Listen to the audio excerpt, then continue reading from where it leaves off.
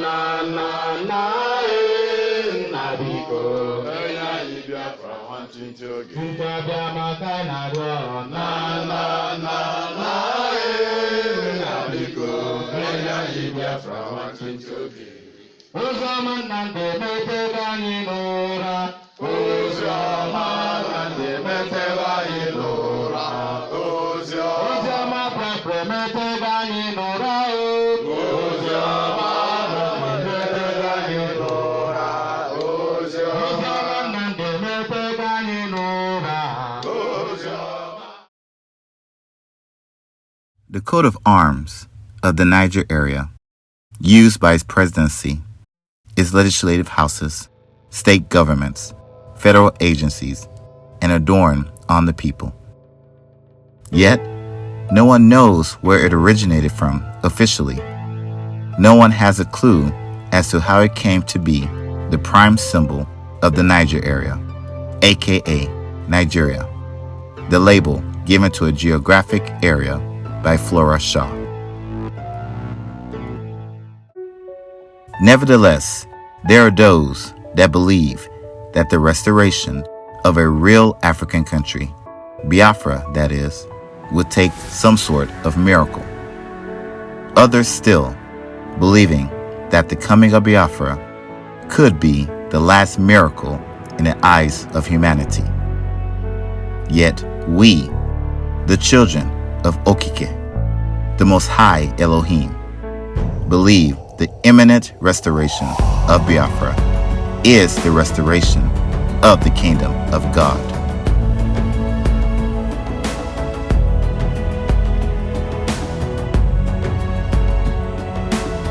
And since we believe that about Biafra, what do we believe then about the Niger area?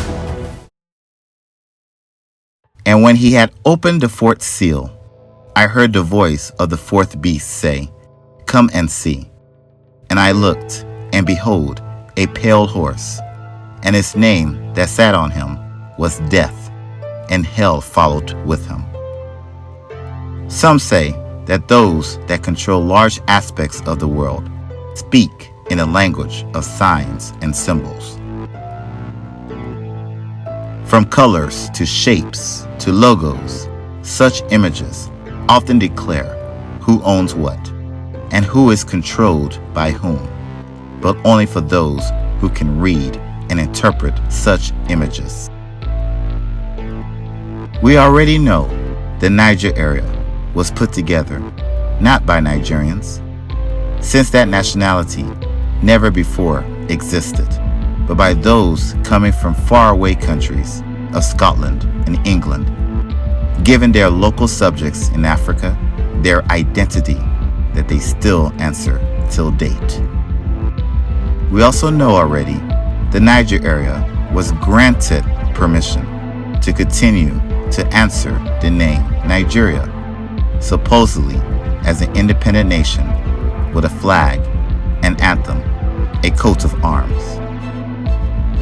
Regarding the coat of arms, we are also told, in perhaps layman's terms, what the symbols and colors mean, although there is no official record as to who designed it. The eagle representing strength, the shield representing fertile soil, the supporting horses representing dignity, the white plow representing the Niger and Benue rivers meeting. But come to think of it, have you ever seen a red eagle before, even in Nigeria? What about rivers depicted or symbolized in the color white? How often? Or fertile soil as black? You perhaps have not, and perhaps have seen in plain sight a further trick of sorts, with substitutions of symbols, with the retention of colors.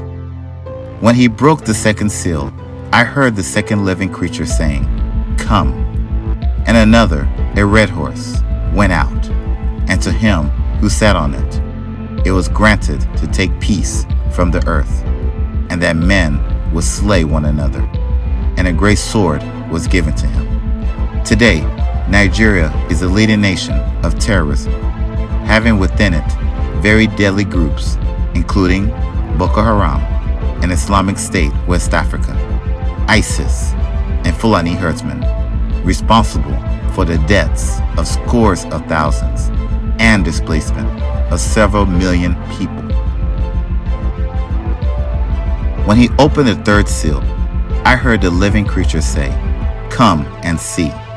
So I looked, and behold, a black horse, and he who sat on it had a pair of scales in his hand. And I heard a voice in the midst of the four living creatures saying, "A quart of wheat for a denarius, and 3 quarts of barley for a denarius." The black horseman, representing famine, perhaps symbolized by the black so-called fertile land imagery on the coat of arms, is also evident in the Niger area. Millions perished as a result of starvation during the armed Niger Area invasion and war against Biafra from 1967 to 1970. Interestingly, today Nigeria is a leading famine homeland, joining 6 other countries to make up 2/3 of the world's hungry.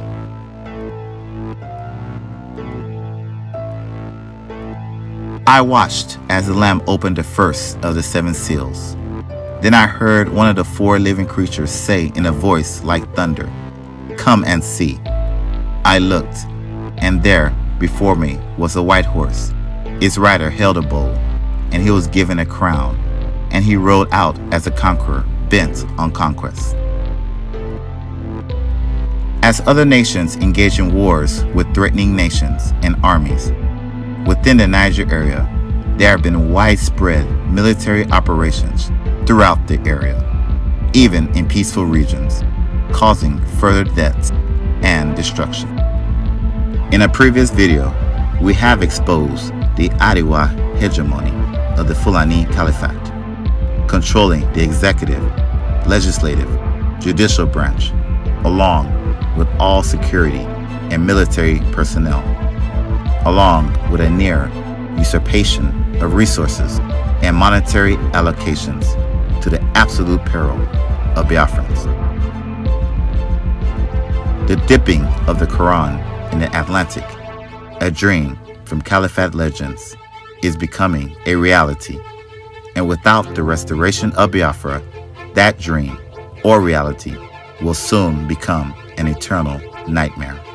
For those that continue to discredit what has been mentioned in this video, or those of others champion the rights of Africans to re-emerge into their natural state, then they should look again at the following signs and symbols, which clearly show that the ownership of Nigeria is still very much in the hands of the Royal Niger Company, now currently under the auspices of Unilever.